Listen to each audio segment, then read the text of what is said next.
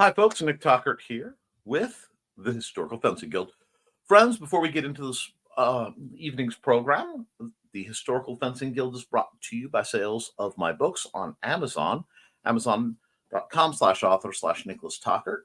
You can find all my links. Actually, we're going to change that to the IndieCD.org because we are made possible by the support from the Independent Creator Directory, your one-stop shop for the best and brightest authors, musicians, creatives, and places where people like me can have safe hosting and not have to worry about it. So please consider signing up with the Independent Creator Directory today. Now, I want to put a shout out to Off in the Woods, Frog G, Ronald Rain, That's Bladed Thesis, Brian K. Morris, Cindy Kep, and Steve Augusto. I need to change all these. But these amazing people are my Patreons, and you can support me by going to patreon.com/the Historical Fencing Guild, and for as little as $1 a month, help me keep my programs online. You can also help by simply liking, sharing, and commenting on all my content. We've got some big changes that are hitting this weekend. Things are hitting not later, not next month, this weekend. I'm getting some major stuff done that will change a lot. I am excited about it. We'll probably do some outdoor viewing videos to cover these situations, but that is coming. So please, if you're one of my eyeball people from Points Beyond, consider switching over to YouTube. You can comment there. I do broadcast currently through the Rising Tide broadcasters because that's where people know to find me on Facebook. I'm not sure if that will continue indefinitely. I have to actually find out if anyone else is using that. I may be broadcasting in about a month a whole lot of other places. That depends because I'm making some changes with Joe Bachman, who's dear friend, and also he's the kind of guy who I'm privileged to know.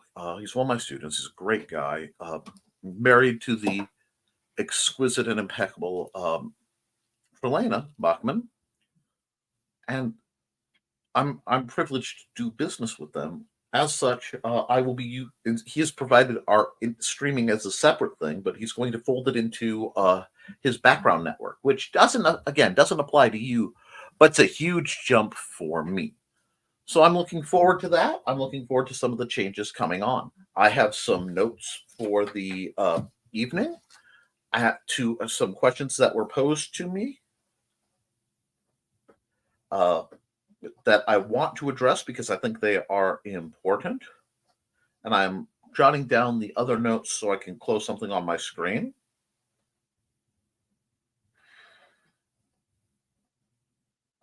All righty.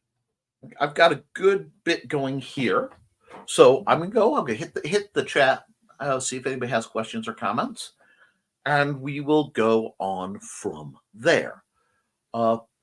We have Alex Creation. Good evening, Alec. Oh, you've got yourself a new icon. Good to see. And we were joined by Foxy. And we are joined by Thesis. Hello, Thesis. And Kitty. So it looks like one of my favorite triads in the world is here, as well as Alex Creations, dear friend and eventual student. And that's what we're going to get right into the first thing that's been posed to me directly. And I think it affects a lot of what I do, so I need to speak to it here. I was asked, as happens because I do programs with teens and younger for the Benton County Public Library in lovely Fowler, Indiana. Support your libraries wherever you are, and especially support the Benton County Public Library because the lovely director of that library is my wife, and that helps me. I am the official unofficial of voluntold. When they need something done, I get a call. But while I'm doing programs, I get asked, Mr. Nick, will you please teach me how to sword fight? And I have to usually decline. And I want to talk about why. Because I do get petitions for people to uh, have me teach them. And there are categories of individuals I will not teach. And it's actually much less. I will not teach minors. There have been a few very select uh, uh, exemptions. Most of them have shared my last name. But as a rule, I do not teach minors in part because of the legality. It can be an insurance issue. It can be a legality issue because waivers get very strange on the business side of what we do. And it can be frankly, a social issue because if I'm willing to teach one minor, which Lord knows I want to, in certain cases, then there'll be the social pressure to teach all the minors I know. And that can be problematic at best. Therefore, I can't directly teach minors. Now, as someone who was a minor once and found certain books on Japanese swordsmanship and spent a lot of time reading and studying on my own because no one was going to stop me from reading, uh, there may have been a lot to be learned. There's a lot that a minor could learn through assorted programs, but I cannot officially condone that. And it's not out of lack of love for anyone. It's not out of lack of desire. It is a necessity. Now, I said there are other categories. Um, I will not train people uh, who are at that moment unsafe to be trained. So I don't. I won't start somebody up who's in the middle of an extreme emotional situation. Uh, I won't train someone who is intoxicated. Many years ago, I was at a party. We did some sparring. It was college. And Jelen wanted to spar. I said, sure. I did not know he was completely schnockered at the time. And he had a very unfortunate accident bumping through no fault of my own because I took a stance. He took a stance, wobbled, fell backwards, and knocked through a clay pigeon throwing machine and had the spiked ground leg impale him in the derriere. And fortunately, his ex-wife was able to be there and clean and patch things up. But we have to maintain these issues for safety. Because as soon as I saw him stand, I'm like, whoa, and he went, woo. I'm like, okay, yeah. Now that doesn't mean I don't work with people who have extreme emotional issues, but they have to be worked with going in very different than a quasi-stable uh, student, and that's why I do a lot of you know pre-training evaluation because I'm not a traditional trainer in that unless I have a very specific set of reasons, I don't just say, okay, everybody, this is the drill, first position. Now, once everybody's established and I know where everybody is, I make sure I'll be happy. I love to do that. We're going to drill, stretch, loosen up. Well, why are you talking? Well, haven't you stretched? I've been stretching and working on it for an hour or two before this all started. That's different. But when you're training somebody, the way I look at it, you have to respect the student and what they know coming in and what they don't know. So you almost have to have that session zero kind of session. Uh, Again, preferably without a big audience, because some people will attempt to train people that they're not ready to train. Oh, there's a rival ball. They will attempt to do more than they're capable of. And that's not bashing, it's just something that happens. So evaluation bouts, first few bouts are something I always take care of personally. and then I see where they are. But I will go, you are in no position to fight right now. There's a Pell, hit it till you feel human again. You need that sometimes. Now, I will say, for the purpose of anger dispersal, it's much better to do something like split wood that has a destructive element separate from fighting, because you don't want to damage your calibration. But this is a big issue.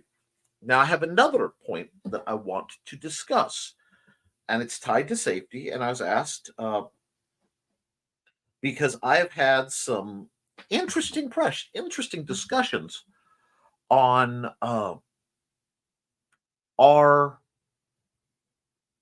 my choice in weaponry and how I handle it. So, for ease of purpose, let me move. What is this? Yes, I can move this. I know what that is. It can be moved. There go several other things. If I have something like this, okay, I have no problem taking something like this to spar in somebody's yard, in a park with appropriate permissions granted. I want to redo the tape job on this a bit, but there are ways. Because if a police officer sees this, he may say, put that down. I want to talk to you. Or she, not judgmental, or they, again, not judgmental. That is one set of possibilities. But if I were to fence with, something that looks like this, if I'm sword fighting with something like this, or even something like this, yeah, there's a colored tip, and usually it's where I have to redo my tips, but it's not.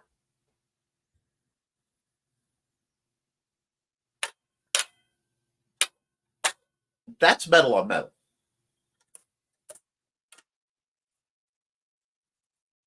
Now, here's that. They could make a mistake very easily. And we live in a world where it's very important that our police are kept comfortable, because they're going through a lot and they're scared. And yes, Foxy says it very well. It looks real. It sounds real. The response is going to make people uneasy. And it goes farther. Wow. I have, let me just do that because I picked something. But if I were to hold this to a practice, the brown looks wooden, but sheathed, this looks very realistic. It looks better, more realistic than a lot of fair katanas I've seen. If I'm wearing it, I look armed, and you have to expect people to treat you as such. Part of respecting the weapon is respecting what it means. That means if you are wearing a weapon, whether you're Ren Fair, you're out in public, you aren't putting your hand on the weapon, okay? You might see one of these numbers. More often you'll see what's the flamboyant fencing, very sexy little wrist thing. This, I don't have a belt right now to wear this, but that looks very realistic. I have something like this. It's all black, which actually helps a little bit. The purple wrap helps, but if I were taking it to a park, I probably would put the electrical or duct tape along the edges, first for the visibility of others, and secondly, so that the police can see this is clearly not real. My job, first and foremost, what is the most important thing when you're dealing with what we do? To be safe, okay? And I know, like I said, I get messages and I appreciate your input. I appreciate the direct messages. I appreciate the emails. I appreciate the comments in the chat. Please never hesitate to ask a question. But I get passionate. So don't confuse passion for anger.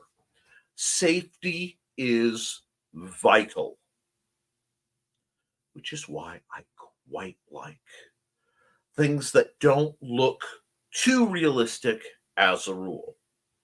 I will give you another offhand example. I don't talk about much on this channel, but I am an extremely avid nerfer, foam flinger, shoot Nerf guns. I have a lot. I'm proud of my collection. But if I am going outside, I have a blaster. This is a Nerf blaster. Okay. YouTube, empty magazine. I have to actually hit the release on this, which, oh yeah, this model doesn't have the release. So you can't really, hold on. There we go. Empty, clear. The fact I couldn't clear it meant there was a dart in there. Okay. This is not a real firearm. I'm going to dry fire it. But even with a clear thing like this, if I'm rounding a corner like this, do you think that makes a cop comfortable? If I'm going through a playground, it used to be you could run around with toy guns and play as children. Not so much for me because of my background. We always had to have space lasers or Nerf blasters that didn't look too realistic. I bought this with an intent to review. At one point, I was going to start reviewing Nerf guns. But I'm not going out with this. I don't even like to take this thing out of the house, even though it has a spanky holster and all this other stuff. It has some other faults, but now this, which, I am in no way affiliated with Ninja Turtles, but this is actually relatively inexpensive and surprisingly effective. I'm a sucker for a hammer prime. If I go out with this and I am doing the exact same thing, I am far less likely to get shot. Do I look goofy? Yes. Is that a tactical, safety-minded decision? Yes. This is from someone who, because of misunderstandings and the fact that we many of us had motorcycle gear and riot shields to train with, people thought we were a very different organization than what we are. And that could have been a very big safety hazard. So when I think in terms of safety, I don't just think of making sure your form is correct, making sure you're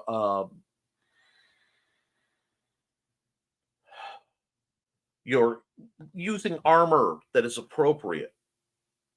And yes, looking non-threatening is good. And thank you. You guys have been very quiet tonight. So I appreciate the feedback. For a second there, I was worried I wasn't broadcasting right. We do have some storms going through. So if I get funky or it cuts out, don't freak out. That's all it is. But we need to think in terms of what is the safest.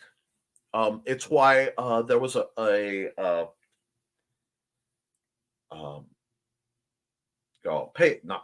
God, that's the word.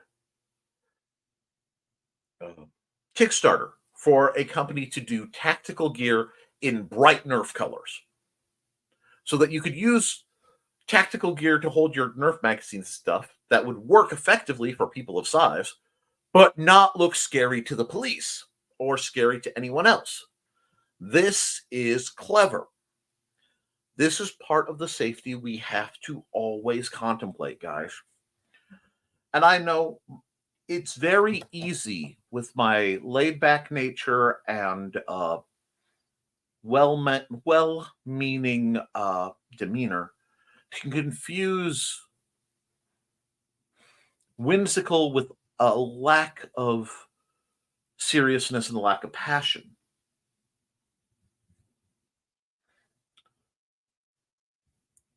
Apparently, you look threatening even when you have a resting thug face thesis, and I don't mean that badly. It's just if you were to stand behind someone in a suit, you would fit in any movie that could have someone like John Wick, okay? Or Jason Statham. I am blessed where it is very difficult for me to look terribly serious. And in fact, I've cultivated that because I help people who tend to be fragile and prone to anxiety. I can't help them if I scare them. So I try not to. I try to keep people, light. Plus, I'm a short, fat, furry little man. And in theses, yeah, people will avoid him unless you're there. In thesis' case, especially if you're drilling out in public, you need to make sure your weaponry looks non-threatening. Your gear looks non-threatening. Your demeanor is non-threatening. That may mean during practicey times, yes, you absolutely should. I mean, knowing your proclivities, you'd probably be trying out for the triads, but okay. Now, that was a loving jab. That wasn't an issue. Okay. That's part of being safe. Now, if I'm wearing full medieval garb, I don't look like I'm going to cause too much trouble. I'll bring up a picture. Okay. This was me when I wore a great deal more, and it happens to already be here. This is me in Trelena. Yes, I am carrying a Nerf pistol there because as part of the shtick, I shot Richie. Aside from Trelena looking ravishing, we don't look terribly intimidating. We don't look scary. We look like we've sweated through everything. We want to make Oh, you found my hat. Yay! Thank you, son. I don't need it quite now in the middle of a broadcast, but you want to bring it to me? So okay, so you've shown it to me. Here you go. Okay, thank you. It got lost for a while, and apparently the cats were sleeping in it. Good Lord Almighty! I don't know if I dare put this on, but okay. This is very much Nick Ware, although the hat is backwards. There we go. I look like the dorkiest tourist out there. And I'm okay with that. But I'm not looking threatening. Foxy says hi, Xander. Hi. Anyway. Well, that helps. Woo! Hat head instantly. But yeah, I think there's some static going on. Okay, it's not too bad yet. The point is that is part of your practicality. That is part of your safety. Only polite when he shows up. Mm-hmm. It is appreciated, really. It means the world to him. Means the world to me too. So when you were devising what kind of gear you're picking, what kind of clothes, what kind of equipment you're training with, don't be afraid to train and lean on the side of less intimidating. I know you may not look cool, but look as cool. And there are points where you're doing a tourney or you're doing something show, you want to look cool. But I'd rather have you be safe.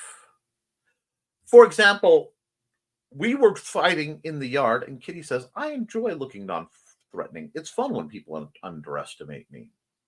Oh, see, I find anyone who moves and or is built like a dancer utterly terrifying because I understand what like ballerinas can do to someone if they decide to say, do a heel stomp on the arch of their foot. Oh my God.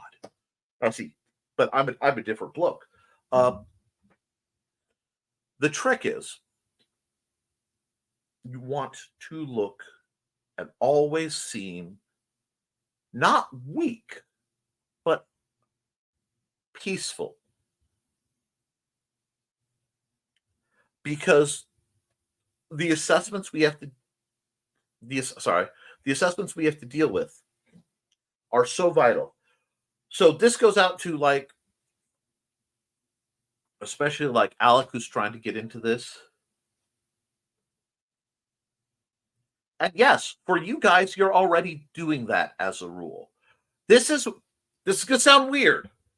Bear with me. But this is one of the few settings and times where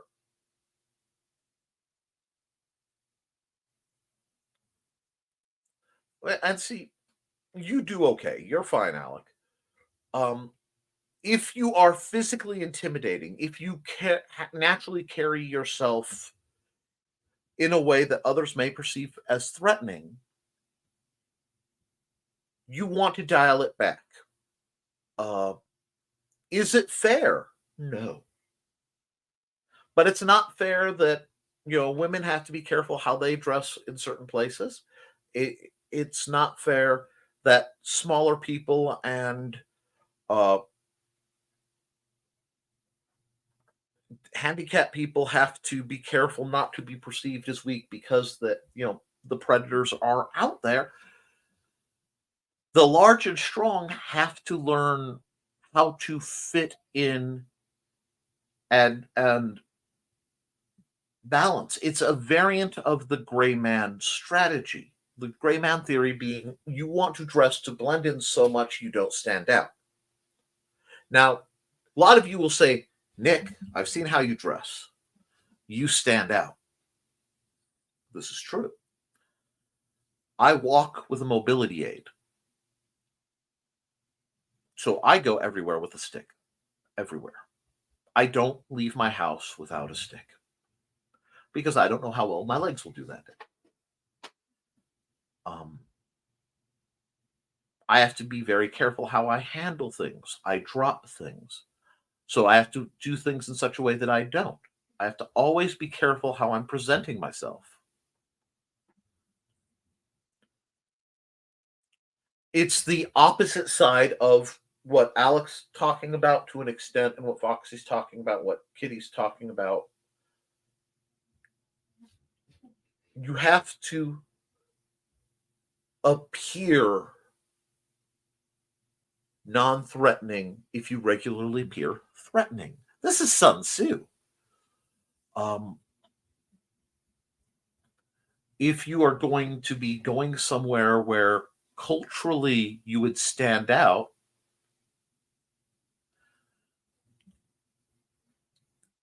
oh, why, thank you.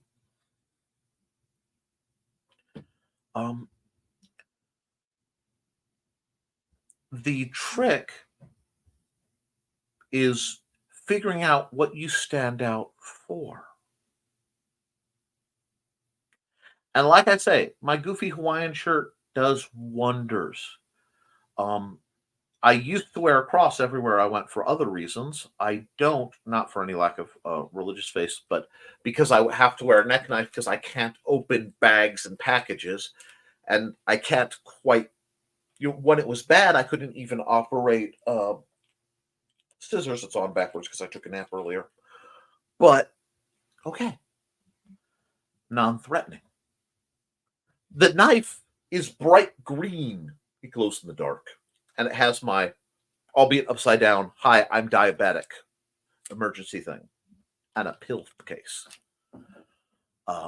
This is as much deterrent as I can carry. This is part of the strategy. Learning to think that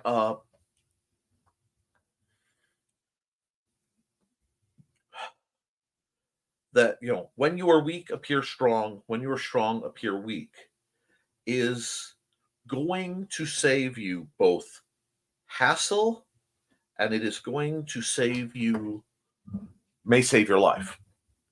And that's a form of strategy that I teach. That is in part of the safety aspects. Smiling, especially for those of us who are, who can look serious. Because believe it or not, at one point in my life, I had a very serious demeanor that would put people on edge, in part because I was a very angry young man. And certain types of people could detect it and were uncomfortable by it.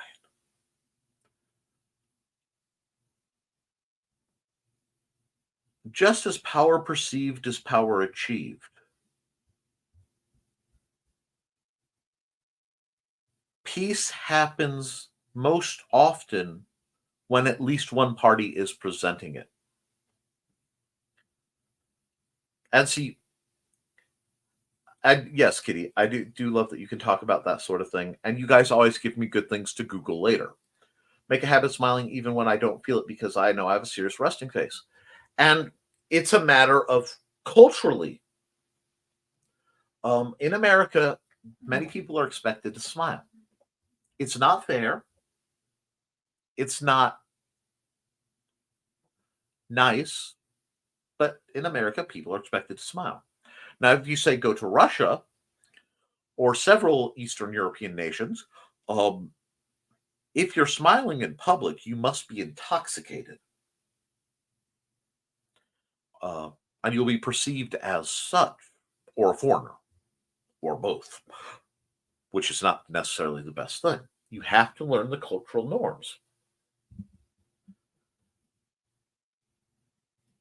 And that is ironically the skill set that is put out often and understood far better by most women than most men. Most women are, I have found, and this is a broad generalization, by most it could be 60-40, you know what I'm saying? But at least know it's the mentality. If I'm going to church, I dress for church. If I'm going to work, I dress for work. If I'm going to a party, I'm going to dress for the party. What kind of party is it? A lot of men aren't taught to think that way. A lot of men aren't taught a lot of the mental defensive games because most men don't leave the house worrying that they're going to be assaulted as soon as they leave the door. Oh, excellent. I'd like to counter this perspective. When I was running the club in DFW using Red Dragons with only 2 sets of sparring gear, we were constantly approached by macho dude bros who wanted to beat the tar out of each other and didn't take it seriously because the swords looked too much like toys. As the club grew, and we were able to replace them with penties, with Purple Heart penties. No, that is a totally valid situation, and that is where you have to balance the professional and matching the setting. But I assume that DFW is either a college or some setting like that.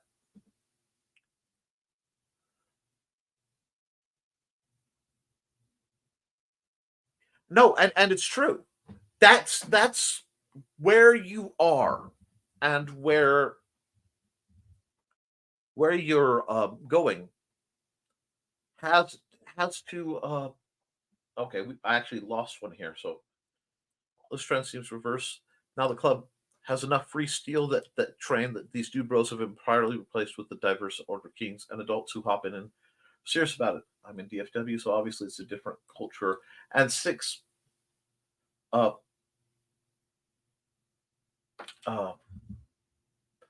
6+ million people in driving distance. But no, and that's what you're doing is you're fitting your role, and you are fitting your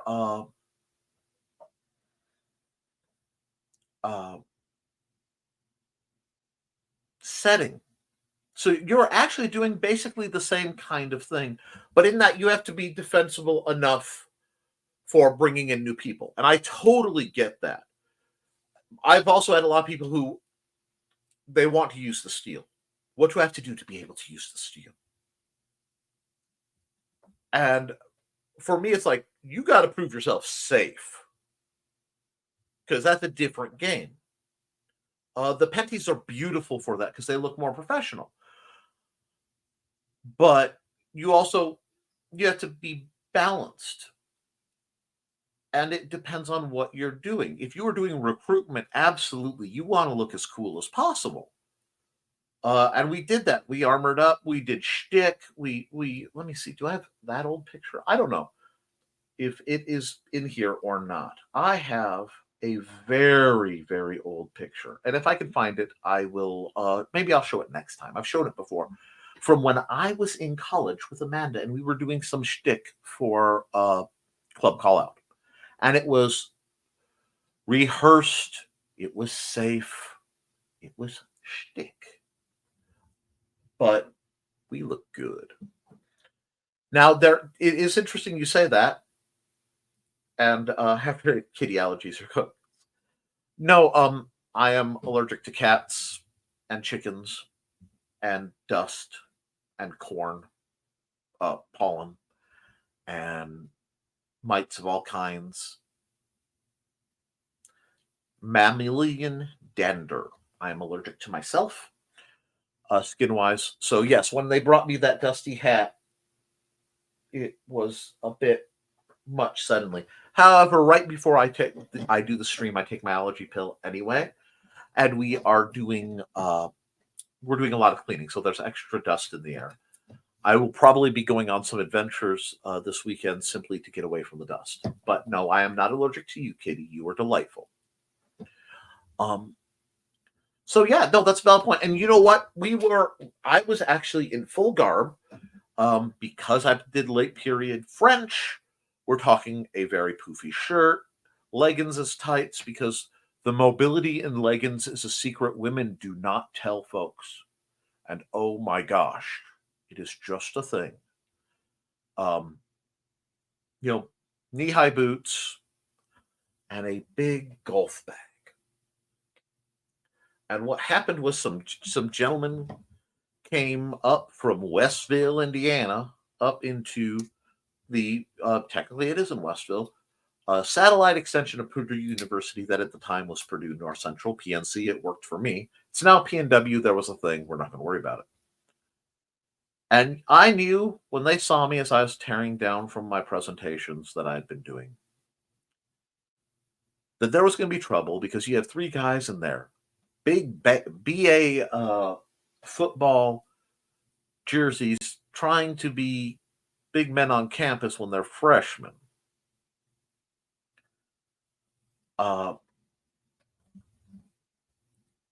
You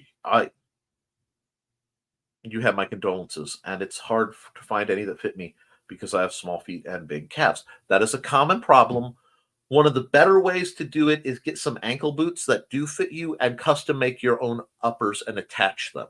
It works really well. That being said, so they came up to me and the phrase was, and I'm quoting directly, "Hey, fairy boy, what's in the box?"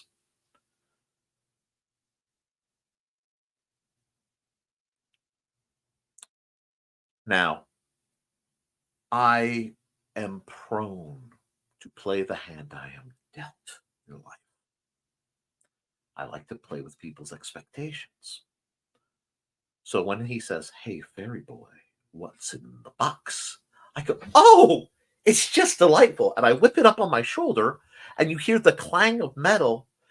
And I go, "Hold on," whip it down onto this concrete divider, pop it open. It is literally stacks of live steel weaponry. Because I was doing a detailed explanation on what medieval weaponry was, and I had special written permission from the campus police to be transporting and demonstrating, things was said, very real, very dangerous weaponry. And I, as it hit the ground and I opened it up and, literally swords and axes and all, short spears, all live steel, and throwing knives and goodies. It was my goodie box. Clank, clank. Their eyes got about this big. And about that time, my lovely lady, who I believe was my girlfriend at the time, she saw this exchange. And as it was a medieval event, she was dressed for it. And she was prone to, when all is right in the world and the sun is shining and the birds are singing, to wear medieval garments with proper structure.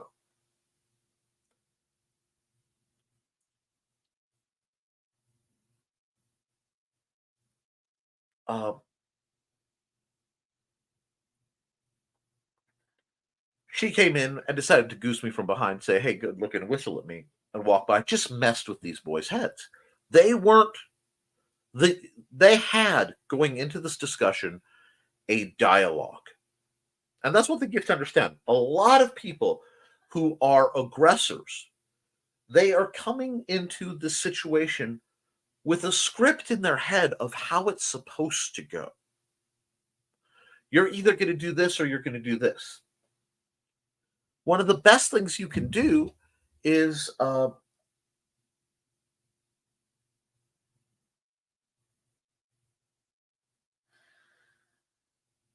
break that script, go way off script.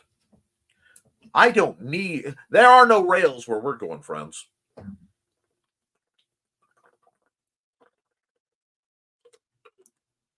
So that is a big part of the safety. I went on some tirades, but I wanted to give you guys that as something to think about, part of the mental game. And Lisa says, when I was assistant instructor for Jack, he was teaching Yon King broadsword. There was one guy who insisted on using a sharp steel sword for the form. It did not take him long to realize why that was a bad idea. One, no. I have had people attempt to use live steel for things. No.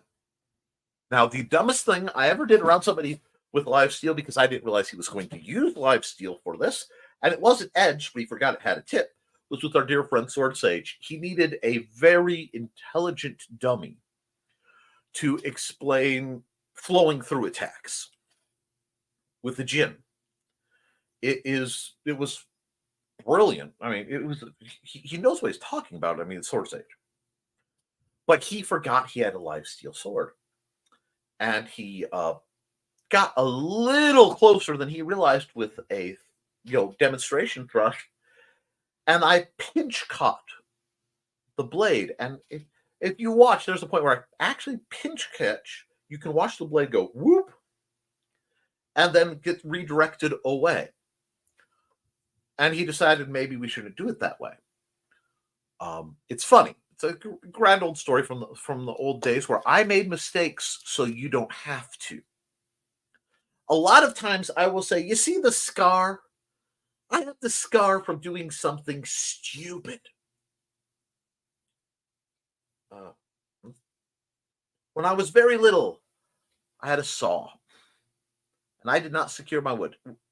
Go ahead, have fun with that phrase. I can't get the scar to show well. But I did a beautiful scar onto my finger. And I still... Oh, wait, that's because it's the wrong finger. It's right here. It'll show up a little bit. We have to get the lighting. It's not a big scar, but it's an important scar because it's shaped like a sword. I'm now very careful. I haven't really done a major injury to my hands using a tool since. And then I go, don't, be smart, guys. We do this because we want to pass it on. We want it to be safer for others than what we got. That is necessary. But if somebody wants to pull live steel, I'll say no. Amanda was in a group where they did live steel choreographed fights, except if somebody would miscount, they'd lose count on their moves. She got to see somebody have a battle axe take the toe of their boot off. And the people who had been in the group long enough had jackets with members' names embroidered down on the sleeve with red lines through them because they had died due to accidents during doing that kind of fight training.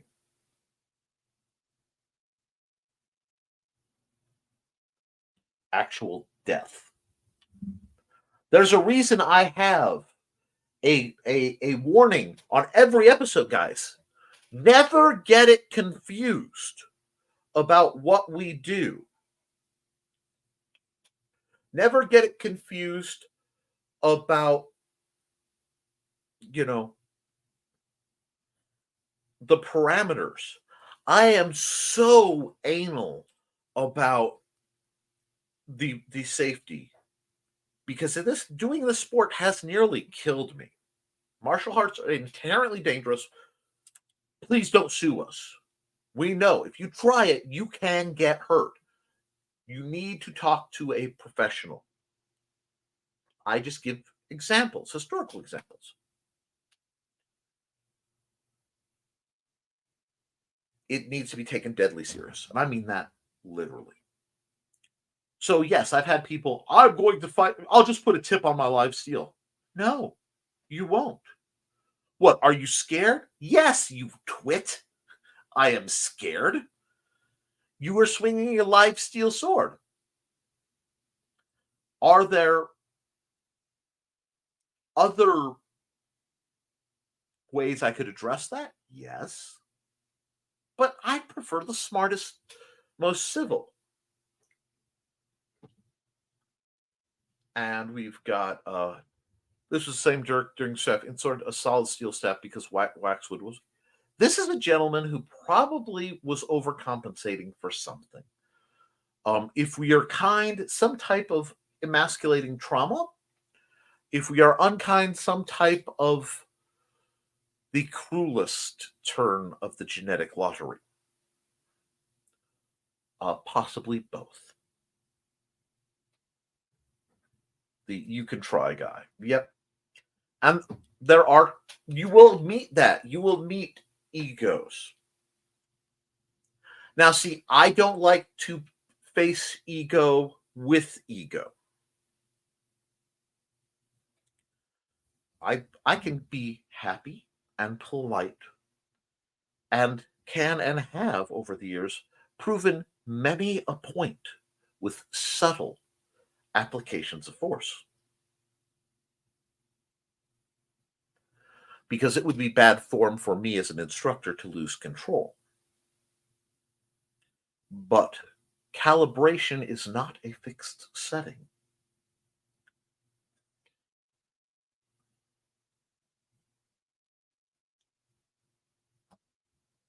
And it happens. And there are people who are like that. And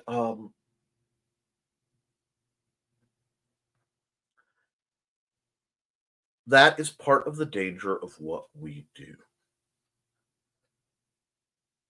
Because you will, by doing this, you are going to attract a certain type of social predator. And you have to, the best thing to do is not engage them. Whenever possible, just, they are insects. They are loud and they are buzzing. Disregard. Because you can't, it's very hard to win that thing. And there's a phrase from the SCA, a term called rhino hiding. And rhino hiding are the guys who will call everything that hits them light. My favorite was there was a certain final bout, I want to say final thing for a tournament to become king. I think it was mid-realm. I'm not sure.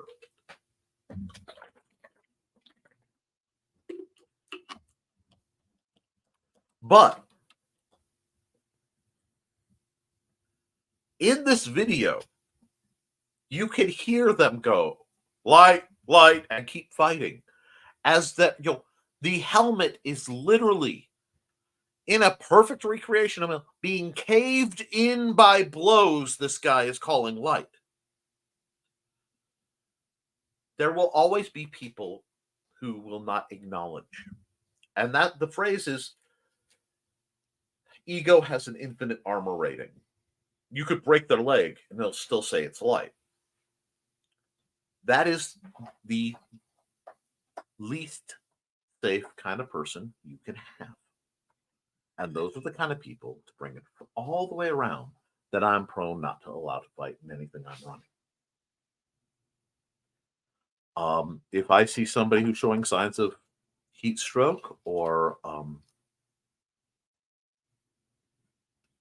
anything else debilitating, I'll stop a fight. I got in trouble when I was training to be a marshal. I don't care. When I saw somebody turn that red and stop sweating and start shaking and slurring, you bet I stopped that fight. And I got scolded for it. And I told him, look, I don't know how much medical training you have, but I have quite a bit of first aid training.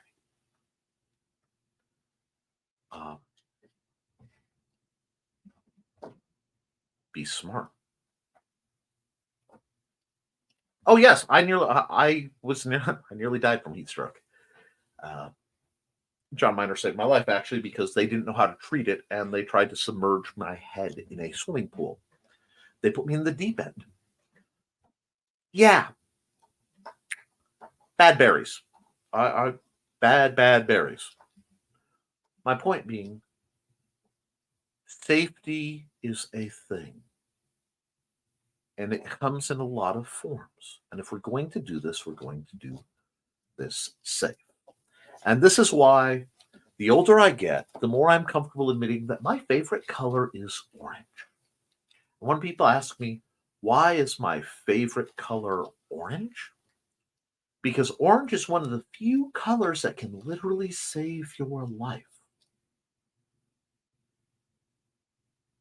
And I think that's an important thing to talk about. And I think that matters a lot to what we do. And yes, you want to take it serious. And I really appreciate Out in the Woods wading in, because maintaining your appearance of professionalism is similar, but it's a different process for different reasoning. And I respect that opinion. But you have to. Most flares are orange. Yeah. And I know I missed a couple comments there, but we have to keep this in mind. And I had other things I was going to talk about, but the trick is, at the end of the day, I want to talk swords, I want to talk shenanigans, I want to talk the fun stuff. But before we get into that, we got to hydrate, we got to know our bodies, we have to maintain our nutrition, we have to maintain our situational and tactical awareness. Okay? If you're in the list field, you should always be ready to defend yourself. If you are near a list field, you should always be ready to defend yourself from something that's been accidentally thrown, something that's broken, somebody is backing through the ropes. You have to always be alert. And I won't say that I usually keep a Nerf gun handy to pop people who aren't being alert during my practices. Nah, I would never do such a thing.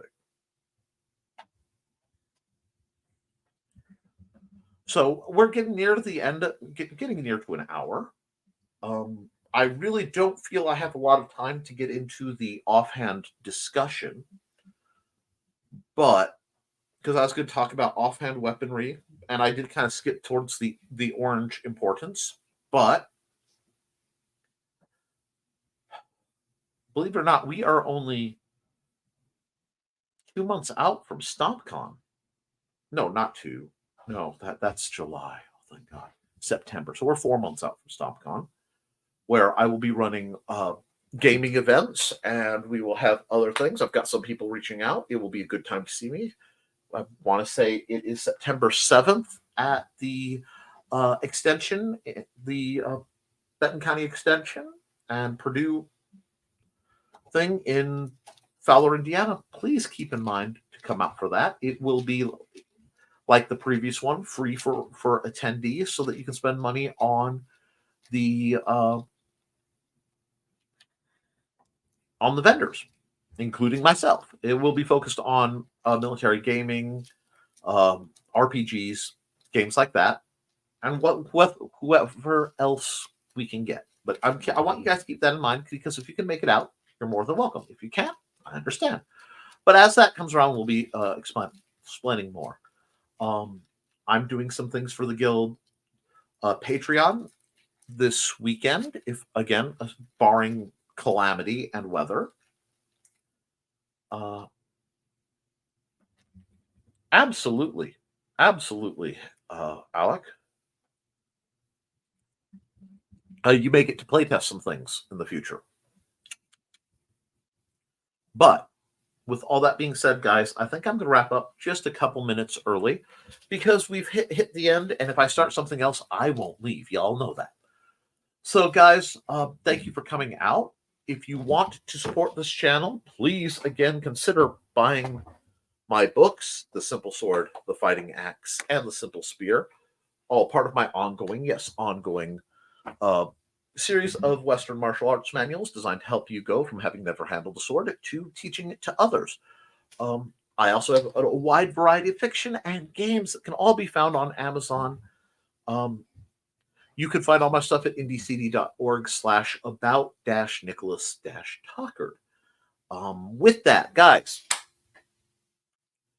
keep your eyes open, keep your guard up, do your drills, and as always, friends, thank you for supporting your local swordmaster. I'll be back next week at the same time for some more discussion. I also will be back on the sister network to this, the Nicholas Tuckard channel, every Monday, Wednesday, and Friday at 10 a.m. for Never Mind the Furthermore, my artist, author, creative discussion program. And on Wednesdays, I do an art stream, usually after the first hour. Sometimes it depends on how far behind I am. Where I do live art, I switch to where you can see my digital screen. And we talk about how we're going to set up the thumbnail art for the rest of the for next week. That's what we do. I hope you enjoy it. I hope you follow me here and follow me there. With that, guys, I know there's a lot going on, and this was kind of a heavy subject, but it's part of the cycle that I have to start teaching and discussing as people get more active as summer kicks in. Be safe out there. Oh, I almost need that thing from Cop Rock, that "Let's be careful out there." But instead, I'm going to say, guys, toodles. I love you, and you should too.